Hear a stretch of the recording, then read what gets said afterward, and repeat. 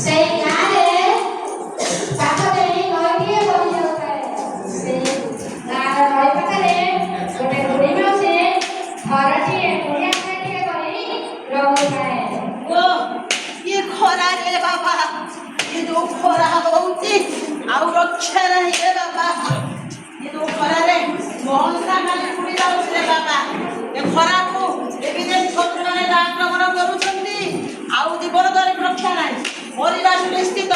ସବୁବେଳେ ଗାଁ ମାନଙ୍କୁ ଆସିକି ଏ ବିଦେଶୀ ଶତ୍ରୁମାନେ ହଇରାଣ କଲେ।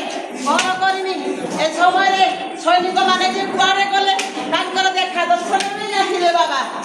କ'ଣ କରିବି ଯାଉଛି ଚାରିଆଡ଼େ ତ ଖରା, ଗଛ ଖଣ୍ଡେ ବି ନାହିଁ। ଏ ବାଡ଼ିରେ ଖାଲି ଡହ ଡହ ପାଦ ଲାଗି ଯାଉଛି ରେ ବାବା, ଡହ ଡହ ପାଦ।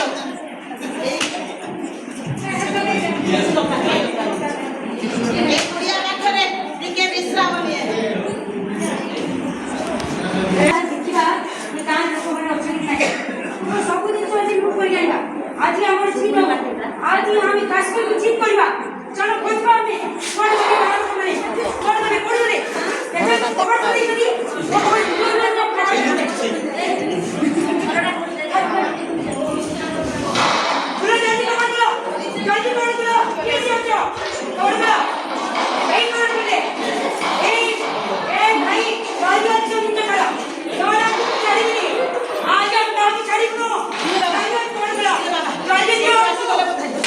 ଶତ୍ରୁମାନେ ପୁଣି ଆସିଗଲେ।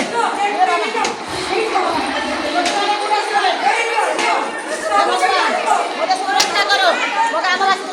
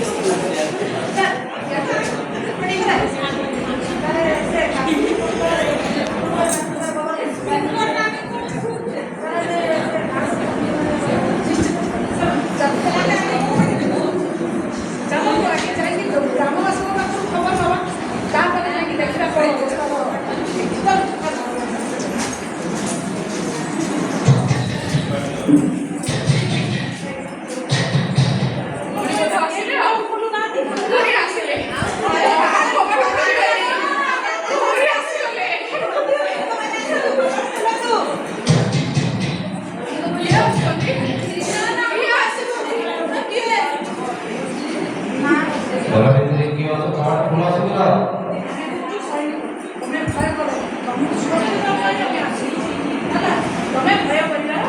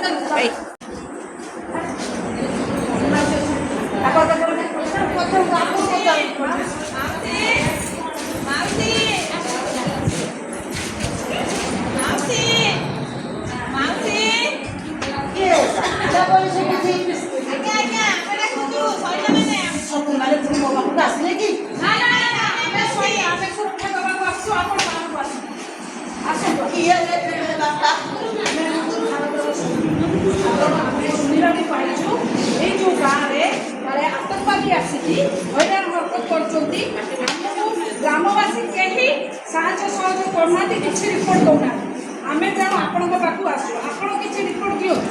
ହଁ ରେ ବାପା ଏଇ ବିଦେଶୀ ଶତ୍ରୁମାନେ ସବୁବେଳେ ଏ ଗାଁ ଭିତରକୁ ପଶି ଆସୁଛନ୍ତି ଗାଁ ଲୋକମାନଙ୍କୁ ବହୁତ ହଇରାଣ କରୁଛନ୍ତି। ମୋ ରାଜ୍ୟର ଦେଶବାସୀମାନେ ମୋ ଗ୍ରାମର ଲୋକ କେହି ଭଲରେ ନାହାନ୍ତି ତାଙ୍କ ପାଇଁ ସୁରକ୍ଷା ଦରକାର। ମୁଁ ବୁଢ଼ୀ ଲୋକଟା କ'ଣ ବା କରିପାରିବି? କିନ୍ତୁ ବୁଢ଼ୀ ମାଉସୀ ସେ ଗାଁକୁ ଯିବାକୁ ହେଲେ ନଈ ପାର ହେବାକୁ ଆମକୁ ପଡ଼ିବ ଯେ। ଓହୋ ଠିକ୍ କହୁଛୁ ରେ ବାପା ସେଇ ବିଦେଶୀ ଶତ୍ରୁମାନେ ସେଇ ଯୋଉ ନଈ ଦେଖ ଯାଇଛି ନଈଆର ଯୋଉ ଜଙ୍ଗଲ ଦେଖ ଯାଇଛି ସେ ଗଛର ଗଛ ପଟେ ସବୁ ମିଶିକି ଅଛନ୍ତି ରେ ବାପା ତାକୁ କ'ଣ ତୁମେ ଧରିପାରିବ? ସେ ନଈକି ପାର ହେବାକୁ ହେଲେ ଆମକୁ ଗୋଟେ ପୁଲ ଆବଶ୍ୟକ। ପୋଲ କେମିତି ତିଆରି କରିବା? ଆପଣ କେମିତି ପୁଲ ତିଆରି କରିବୁ? ହଁ ତମେ ଠିକ୍ କହିଛ ନଈରେ ପାଣି ଖରା ପାଇଁ କିଛି ଉପାୟ ବି ନାହିଁ। ତୁମେ କ'ଣ ଆଉ ପାଣି ଭିତରେ ବସି ଶତ୍ରୁମାନଙ୍କୁ ଧରିପାରିବ? ପୋଲଟି ଆବଶ୍ୟକ। କ'ଣ କରିବ? କାଠ ହଁ ବାପାରେ ପୋଲ ତିଆରି କରିବ ତ ଆସ ମୋର ଏ କାଟି ତିଆରି କଲେ ଏଇ ଖଣ୍ଡ କାଠରେ ମୁଁ ଘର ତିଆରି କରିଛି। ଏଇ ଦେଶ ପାଇଁ ସମାଜ ପାଇଁ ମୋ ଗାଁ ପାଇଁ ମୁଁ ସବୁ ଦେବାକୁ ରାଜି ଅଛି। ନେଇଯାଅ ମୋ ଘରୁ ସବୁ କାଠ ନେଇଯାଅ ଘରେ ପୋଲ ତିଆରି କର। ଶତ୍ରୁମାନେ ବିନାଶ ହେବା ଦରକାର। ମୋର ଗୋଟେ ସୁରକ୍ଷା ଦରକାର। ରାଜ୍ୟର ସୁରକ୍ଷା ଦରକାର।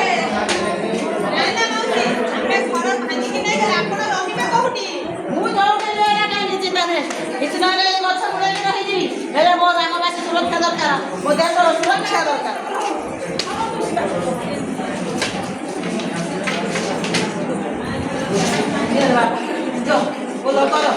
ଆଉ ଭୟ ନାହିଁ ଶତ୍ରୁମାନେ ଏଥର ନିଶ୍ଚିତ ମରିବେ ଯିବେ କୁଆଡ଼େ ନିଶ୍ଚିତ ମରିବେ।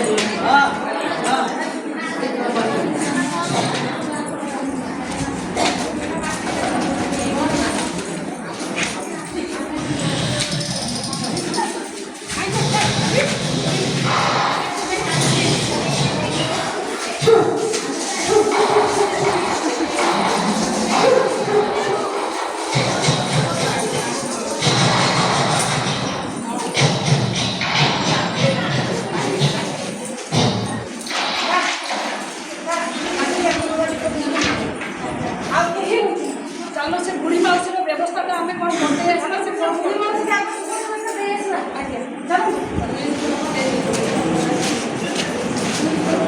ଇଆଡ଼ି ମୋ ଘର ଆସିଗଲ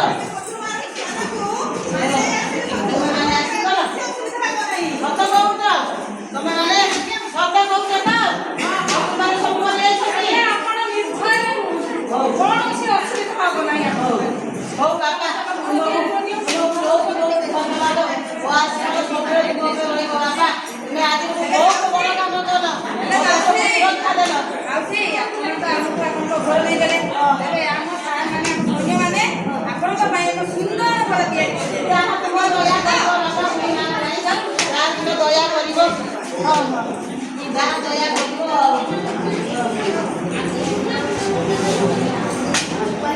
ବଢ଼ିଆ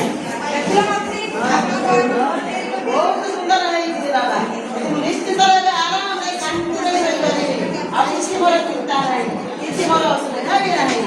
ମାଉସୀ ଶୁଣନ୍ତୁ ଆମେ ଆପଣଙ୍କୁ ଏକ ଫୋନ୍ ଦେଉଛୁ କ'ଣ ବାପା ଖବର ଆମ ପାଖକୁ ପଠେଇବେ ମେସେଜ କରିବେ ନହେଲେ ହେଉଛି ଆମକୁ ଫୋନ୍ କରିଦେବେ। ହେଲେ ବାପା କେମିତି ଚଲାନ୍ତି ତୁ କ'ଣ ଜାଣିଛି?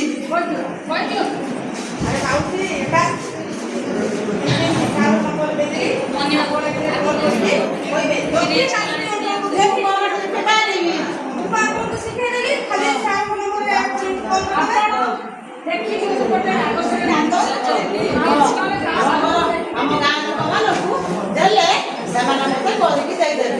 କ'ଣ ବାପା ଆଉ ଶିଖିଛି? ହଉ ବାପା ହଉ ଏଥର ଆଉ ଶତ୍ରୁମାନେ ଜମା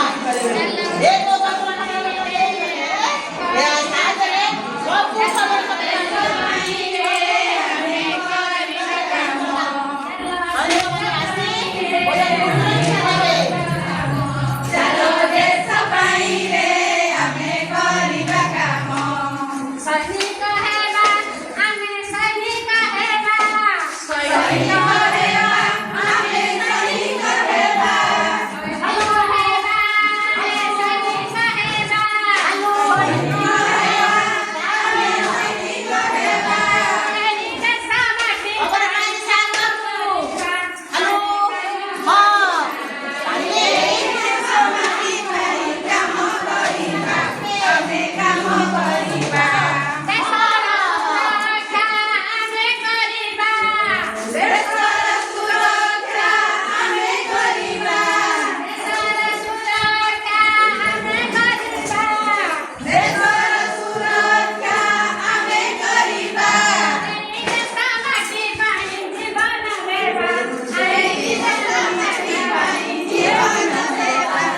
ଆମେ